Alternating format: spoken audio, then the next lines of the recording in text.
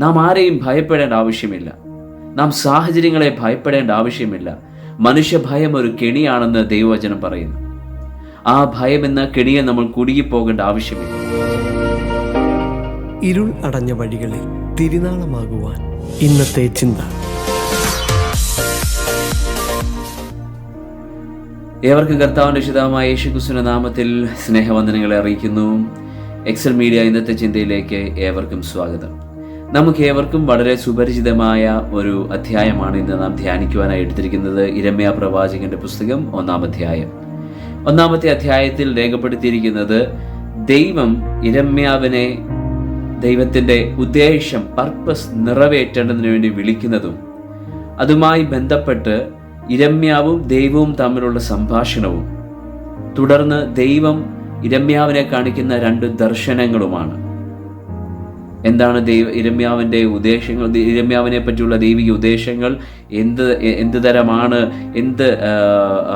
ശുശ്രൂഷയാണ് താൻ ചെയ്യാനുള്ളത്, അതിൻ്റെ കോൺസിക്വൻസസ് എന്തൊക്കെയാണ് എന്നുള്ളതെല്ലാം എന്ത് ചെയ്യുന്നു, ദൈവം 1-ാമത്തെ അധ്യായത്തിൽ യിരെമ്യാവിനോട് അറിയിക്കും. യിരെമ്യാവിനെ പോലെ ദൈവം നമ്മെയും വിളിച്ചതാണ്. യിരെമ്യാവിനോട് ദൈവം പറയുന്നൊരു കാര്യമുണ്ട്, ഞാൻ നിന്നെ മുന്നറിഞ്ഞു. അതെ, ദൈവം നമ്മെയും മുന്നറിഞ്ഞതാണ്. റോമാലേഖനം 8-ാം അധ്യായം 28-29 വാക്യങ്ങൾ പറയുന്നു, അവൻ നമ്മെ മുന്നറിഞ്ഞു, അവൻ നമ്മെ വിളിച്ചു, നീതീകരിച്ചു. എന്തിനാണ് ദൈവം നമ്മെ മുന്നറിഞ്ഞത്?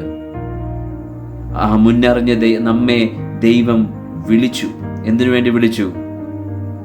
പത്രോസ് എഴുതിയ 1-ാം ലേഖനത്തിൻ്റെ അകത്ത് ഇപ്രകാരമാണ് അപ്പോസ്തലനായ പത്രോസിന്റെ വാക്കുകൾ രേഖപ്പെടുത്തിയിരിക്കുന്നത് ഇപ്രകാരമാണ്: നമ്മെ അന്ധകാരത്തിൽ നിന്ന് അത്ഭുത പ്രകാശത്തിലേക്ക് വിളിച്ചവന്റെ സദ്ഗുണങ്ങളെ ഘോഷിക്കുവാൻ വേണ്ടി തിരഞ്ഞെടുത്തിരിക്കുന്നു. അപ്പം ദൈവം നമ്മെ മുന്നറിഞ്ഞു, വിളിച്ചു, തിരഞ്ഞെടുത്തു. എന്തിനു വേണ്ടിയാണ്? അന്ധകാരത്തിൽ നിന്ന് അത്ഭുത പ്രകാശത്തിലേക്ക് വിളിച്ചവന്റെ സദ്ഗുണങ്ങളെ ഘോഷിക്കുക. അതെവിടെയാണ് ഘോഷിക്കേണ്ടത്? ദൈവം നമ്മെ എവിടെയാക്കുന്നു അവിടെ എല്ലാം നമ്മൾ ദൈവത്തിൻ്റെ സദ്ഗുണങ്ങളെ ഘോഷിക്കേണ്ടവരാണ്. അത് സ്കൂളിലാകട്ടെ, കോളേജിലാകട്ടെ, നാം ജോലി ചെയ്യുന്ന സ്ഥലത്താകട്ടെ, നമ്മുടെ സഭയിലാകട്ടെ, ഭവനത്തിലാകട്ടെ, നമ്മുടെ ചുറ്റുപാടുകളാകട്ടെ, ദൈവം എവിടെയെല്ലാം നമുക്കൊരു സാഹചര്യം നൽകി തരുന്നു അവിടെയെല്ലാം നമ്മൾ കർത്താവായ യേശുക്രിസ്തുവിൻ്റെ, നമ്മെ വിളിച്ചവൻ്റെ, നമ്മുടെ പിതാവിൻ്റെ സദ്ഗുണങ്ങളെ ഘോഷിക്കേണ്ടവരാണ് നമ്മൾ.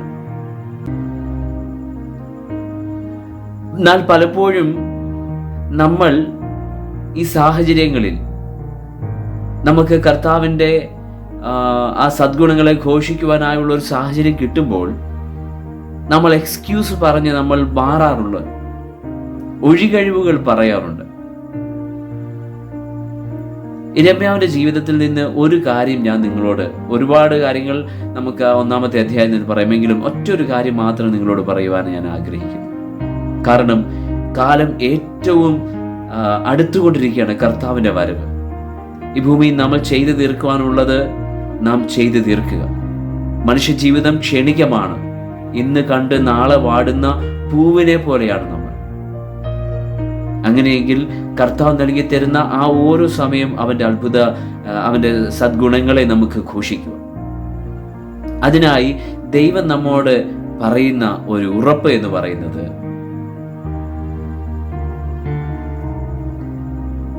ദൈവഹിതത്തിൽ ഉറച്ചു നിൽക്കുക.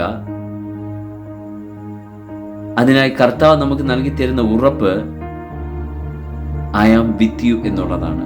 ഞാൻ നിങ്ങളോട് കൂടെയുണ്ട്. നമ്മെ സൃഷ്ടിച്ചവൻ, നമ്മെ വിളിച്ചവൻ, നമ്മെ മുന്നറിഞ്ഞവൻ, നമ്മെ അമ്മയുടെ ഉദരത്തിൽ ഉരുവാക്കിയവൻ, നമ്മുടെ സൃഷ്ടാവ്, ആ കർത്താവ് നമ്മോട് കൂടെയുണ്ട്.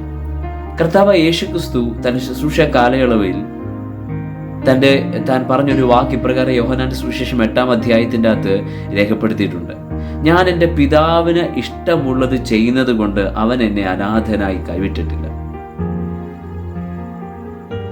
ഗ്രേറ്റ് കമ്മീഷൻ ശിഷ്യന്മാരിലേക്ക് കൊടുക്കുമ്പോൾ കർത്താവായ യേശുക്രിസ്തു ശിഷ്യന്മാരോട് പറയുന്നൊരു വാക്കാണ്: കണ്ടാലും ലോകാവസാനത്തോളം എല്ലാ നാളും ഞാൻ നിങ്ങളോട് കൂടെയുണ്ട്.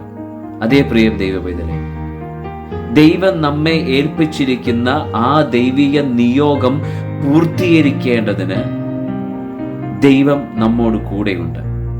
നാം ആരെയും ഭയപ്പെടേണ്ട ആവശ്യമില്ല. നാം സാഹചര്യങ്ങളെ ഭയപ്പെടേണ്ട ആവശ്യമില്ല. മനുഷ്യഭയം ഒരു കെണിയാണെന്ന് ദൈവവചനം പറയുന്നു. ആ ഭയം എന്ന കെണിയെ നമ്മൾ കുടുങ്ങിപ്പോകേണ്ട ആവശ്യമില്ല.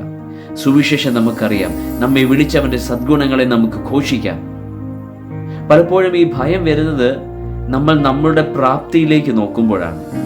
ദൈവം നൽകിയ നിയോഗം പൂർത്തീകരിക്കേണ്ടത് നമ്മുടെ പ്രാപ്തിയിലല്ല, നമ്മുടെ എക്സ്പീരിയൻസിലല്ല, നമ്മുടെ അറിവിലല്ല, മറിച്ച് ആ നിയോഗം നൽകി തന്ന ദൈവത്തിന്റെ പ്രാപ്തിയിലാണ് നാം ആ നിയോഗത്തെ പൂർത്തീകരിക്കേണ്ടത്. നമ്മുടെ പ്രാപ്തിയിലേക്ക് നോക്കുമ്പോൾ നമ്മുടെ ഉള്ളിൽ ഭയമുണ്ടാകും. എന്നാൽ ആ കർത്താവിലേക്ക് നമ്മൾ നോക്കുമ്പോൾ നമ്മുടെ ഉള്ളിൽ വിശ്വാസം വർദ്ധിക്കും, സ്നേഹം വർദ്ധിക്കും.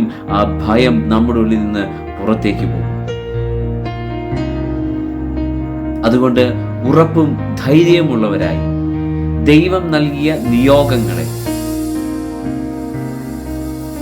അത് വ്യക്തമായി മനസ്സിലായിട്ടില്ലാത്തവരാണ് നിങ്ങളെങ്കിൽ കർത്താവിനോട് പ്രാർത്ഥിക്കുക. കർത്താവ്, എന്താണ് അങ്ങേക്ക് എന്നെ പറ്റിയുള്ള അങ്ങയുടെ ഹിതം എന്താണ്? അങ്ങയുടെ ഹൃദയത്തെ എനിക്കൊന്ന് മനസ്സിലാക്കി തരണമേ. അങ്ങയുടെ ഇഷ്ടം എന്തെന്ന് അറിയുവാൻ എന്നെ ഒന്ന് സഹായിക്കണമേ. ആ ഇഷ്ടം അറിഞ്ഞു കഴിഞ്ഞാൽ ആ ഹിതത്തിൽ ഉറച്ചു നിൽക്കാൻ കർത്താവ് നമ്മെ പ്രാപ്തരാകട്ടെ. ധൈര്യത്തോടെ നമുക്ക് മുമ്പോട്ട് പോകാം. നമ്മെ വിളിച്ചവന്റെ സദ്ഗുണങ്ങളെ ഘോഷിക്കാം. നാം ആയിരിക്കുന്ന ലോകം ഏറ്റവും പ്രതിസന്ധി നിറഞ്ഞതാണെന്ന് ദൈവത്തിനറിയാം. അതുകൊണ്ട് അവൻ ഒരു നാളും നമ്മെ കൈവിടുകയില്ല, ഉപേക്ഷിക്കുകയുമില്ല. ഈ ഉറപ്പോടുകൂടി ആയിരിക്കുക. സദ്ഗുണങ്ങളെ നമുക്ക് ഘോഷിക്കാം. God bless you all. ഈ വചനങ്ങളാൽ ദൈവം നമ്മെ എവരെയും അനുഗ്രഹിക്കുമാറാകട്ടെ.